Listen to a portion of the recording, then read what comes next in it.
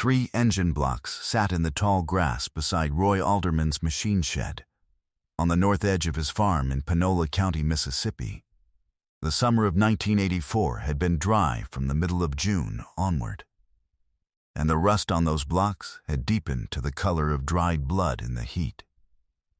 Roy knew what he had: a Farmall M block with a cracked cylinder bore, split open the winter before when the coolant froze solid because he hadn't checked the antifreeze since September.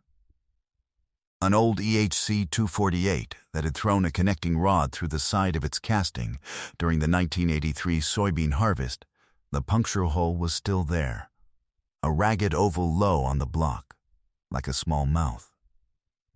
And a third block from something older, possibly a Minneapolis Moline, so far gone with scale and corrosion that Roy couldn't read the casting marks on the side.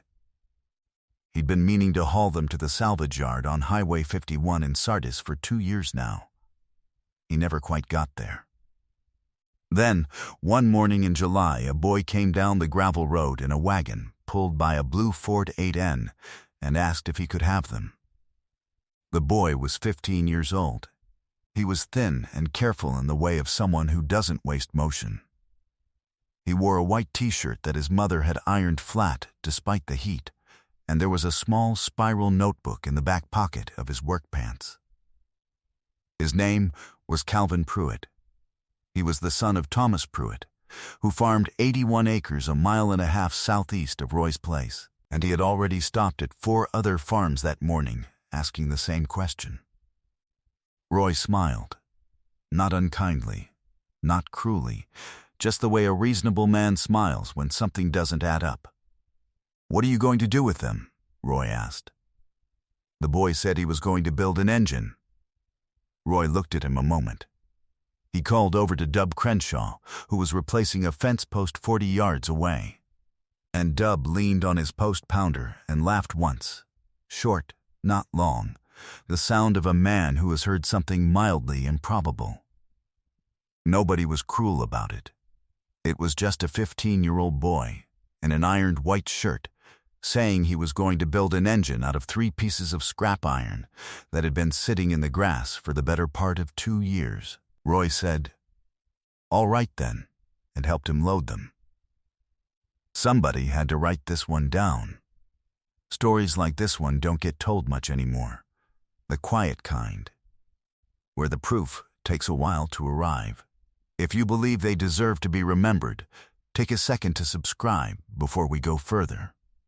The rest of it matters. Panola County in the summer of 1984 was cotton country that had been turning slowly toward soybeans for a decade, and the landscape showed the change mid-motion. Some fields still white-bolled in late August, others going brown, stubbled, and thin.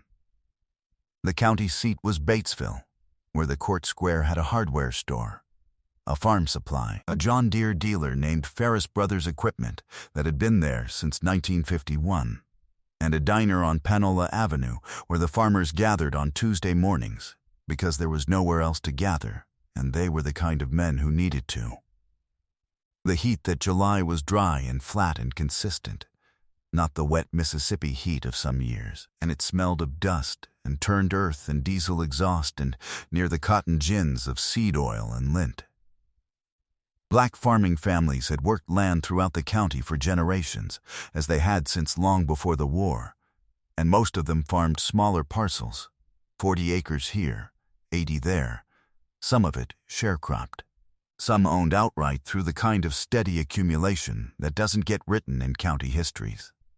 Thomas Pruitt's 81 acres were his, had been his since 1962, when he bought them from the Whitfield estate at $38 an acre, which came to $3,078 total, paid in cash from 12 years of savings. Not a wealthy man, just a careful one. That summer, Thomas Pruitt's Farmall M was sitting dead in the shade of his equipment barn. The engine had seized the previous September, thrown a rod, same as Roy Alderman's C248, same as half the old iron in the county eventually did when the maintenance got away from you. Thomas could not afford to have it rebuilt at Ferris Brothers Equipment. which wanted $1, 100 for the labor, and couldn't start until November anyway. He could not afford a different tractor. He had managed the 1983 harvest on borrowed equipment and a prayer, and now the 1984 soybean crop was growing in his fields with nothing to work it. His son Calvin, 15 that summer, had not said much about any of this.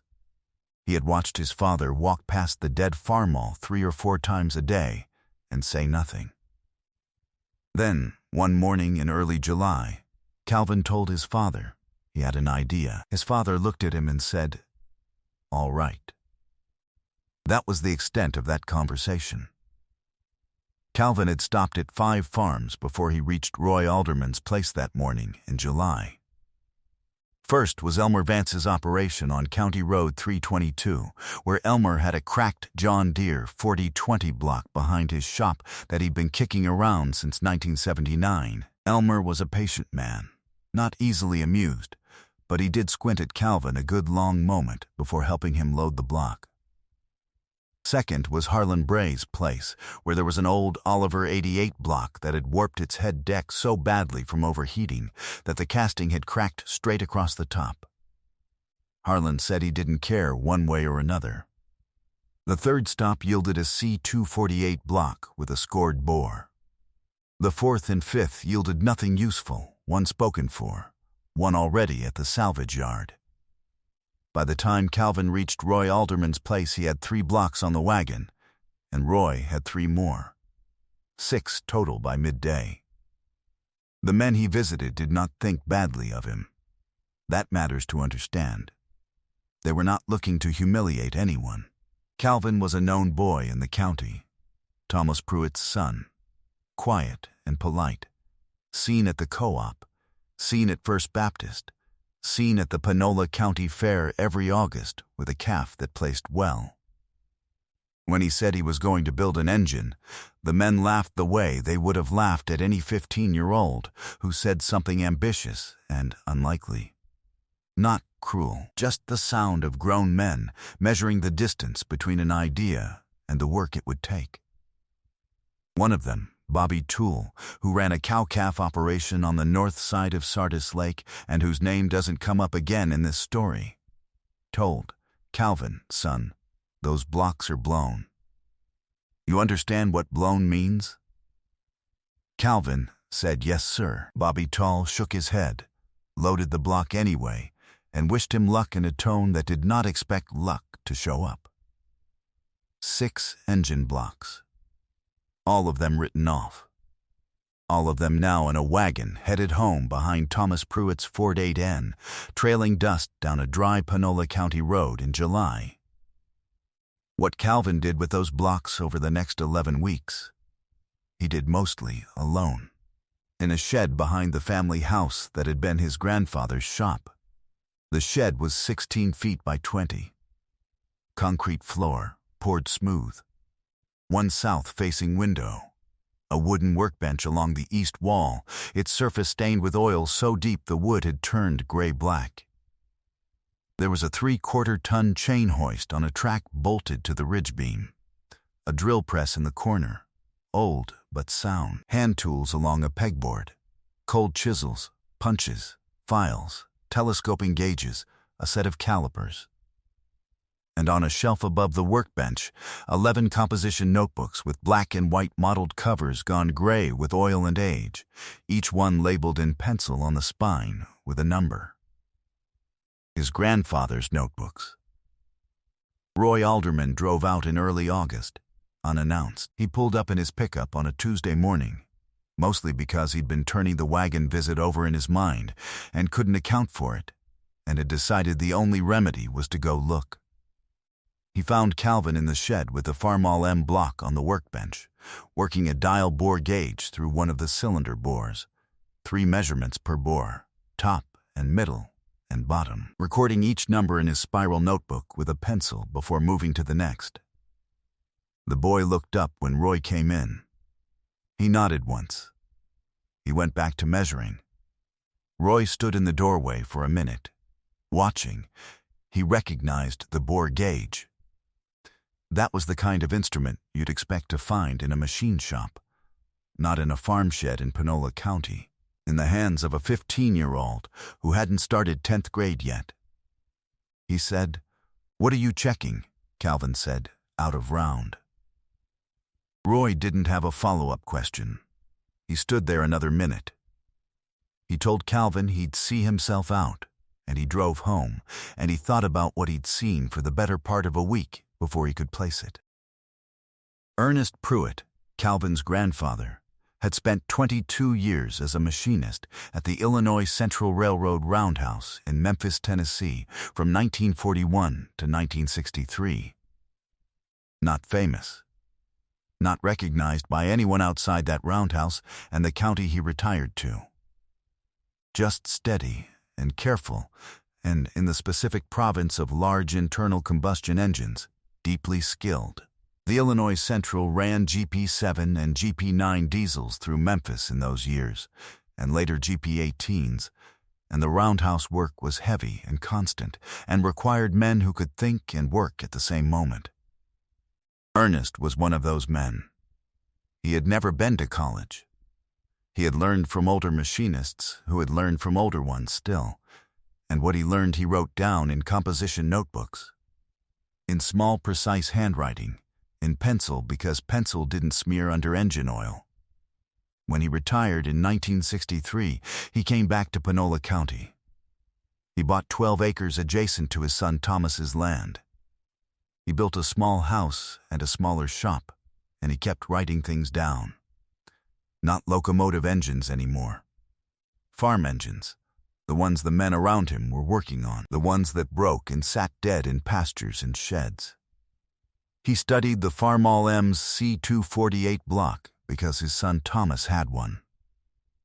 He studied the John Deere 4020's 404 cubic inch 6-cylinder because that was what Elmer Vance ran, and Elmer sometimes let him look. He could not always get his hands on the engines he wanted to examine, but when a neighbor let him, he wrote down what he saw. When a specification sheet arrived from a parts supplier, he recorded the tolerances in the margin beside his own measurements, noting the differences. He died in the spring of 1982. He was 71 years old. A heart attack in the garden behind his house on a Saturday morning in April, and by the time Thomas found him, the work was done.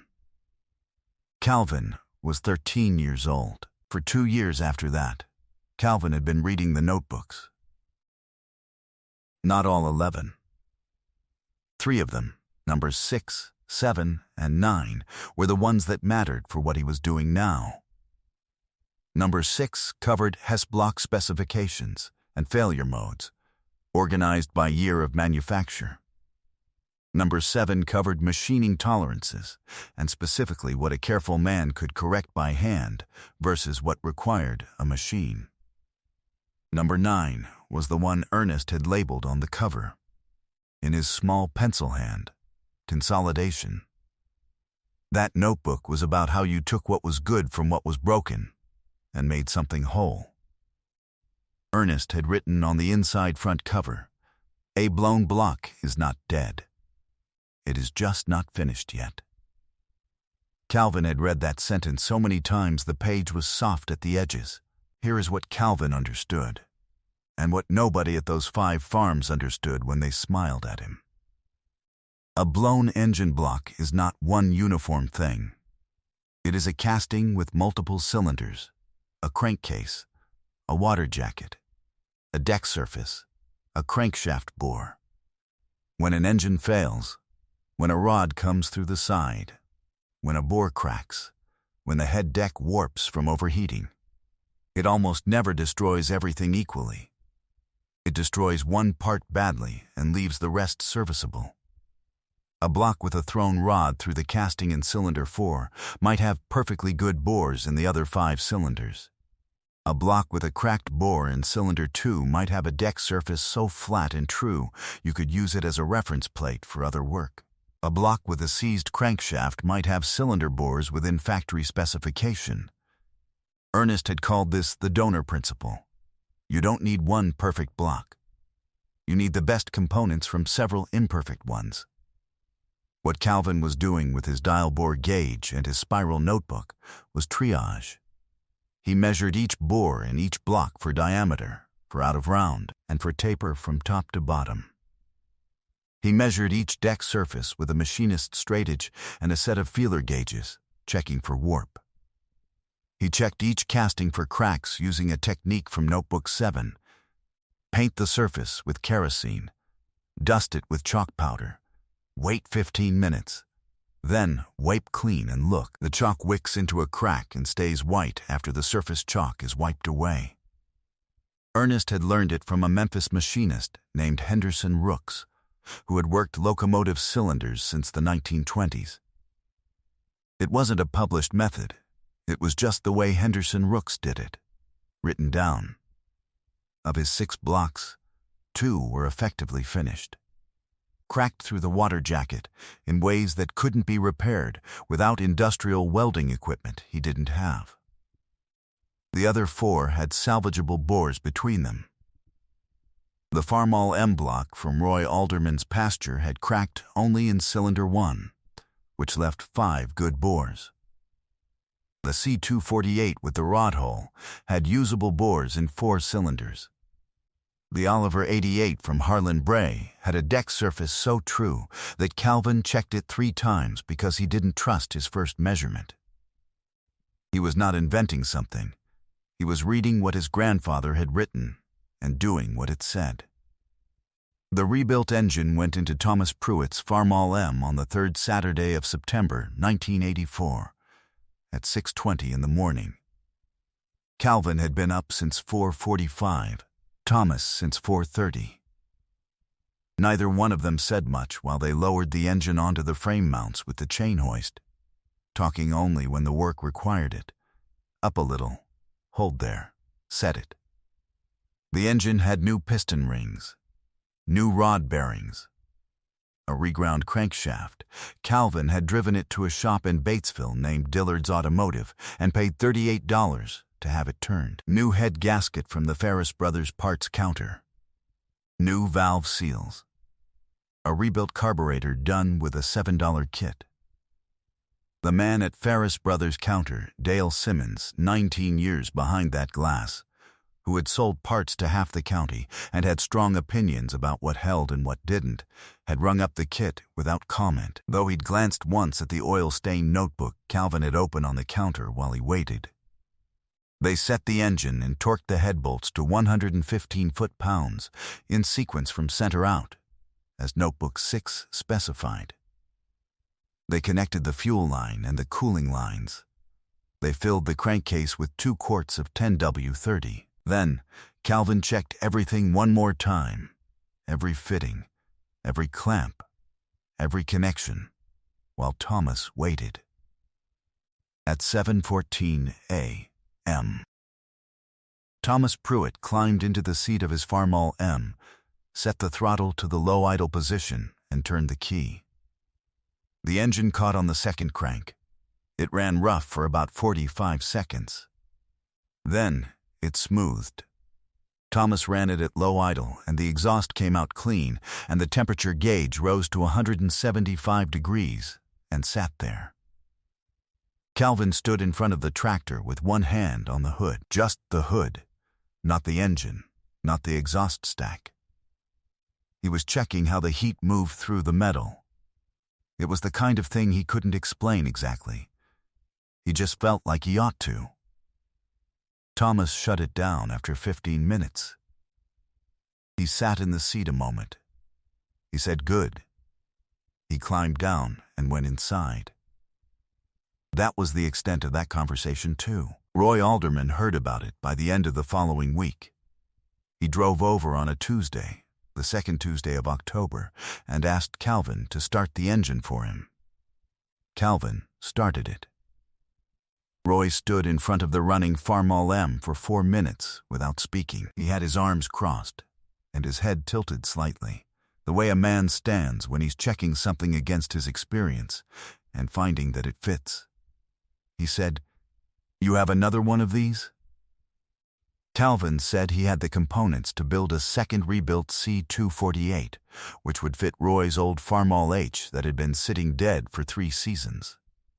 Roy said, "What would you want for it?" Calvin said $400. $400 in October 1984 was not a small number. Not for an engine built by a 15-year-old in a farm shed on a gravel road in Panola County. Roy looked at Calvin. He looked at the running Farmall M.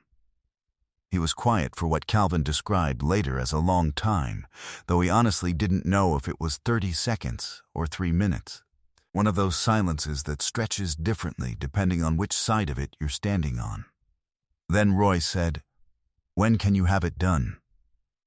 "First week of November," Calvin said. Roy pulled 2 folded bills from his wallet, right there in the yard. $200 down. The remaining $200 came when Calvin delivered the rebuilt engine on November 3rd, a Saturday, 6 days before the first hard frost. Roy's Farmall H started on the 3rd crank. Roy ran it to the end of his south field and back. He climbed down and said, "Satisfactory," which from Roy Alderman was about as close to a standing ovation as anyone in that county ever heard. By the spring of 1986, Calvin Pruitt had rebuilt 9 engines. 7 of them had come through word of mouth. Farmers who had heard about it from Roy, from Elmer Vance, from Harlan Bray, who were now telling the story from the other end of it, the way men do when they realize they've been wrong about something and want to account for it with some honesty.